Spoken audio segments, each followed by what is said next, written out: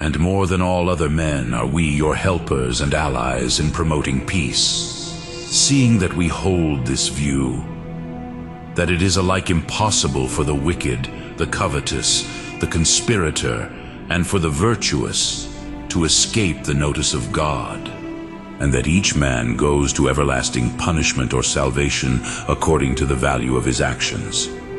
For if all men knew this, no one would choose wickedness even for a little, knowing that he goes to the everlasting punishment of fire, but would by all means restrain himself and adorn himself with virtue, that he might obtain the good gifts of God and escape the punishments. For those who, on account of the laws and punishments you impose, endeavor to escape detection when they offend, and they offend too, under the impression that it is quite possible to escape your detection, since you are but men. Those persons, if they learned and were convinced that nothing, whether actually done or only intended, can escape the knowledge of God, would by all means live decently on account of the penalties threatened, as even you yourselves will admit.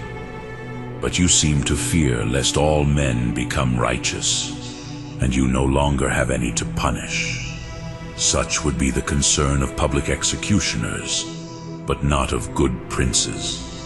But as we before said, we are persuaded that these things are prompted by evil spirits, who demand sacrifices and service even from those who live unreasonably.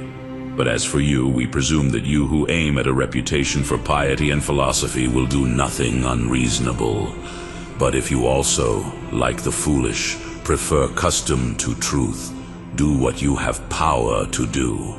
But just so much power have rulers who esteem opinion more than truth, as robbers have in a desert.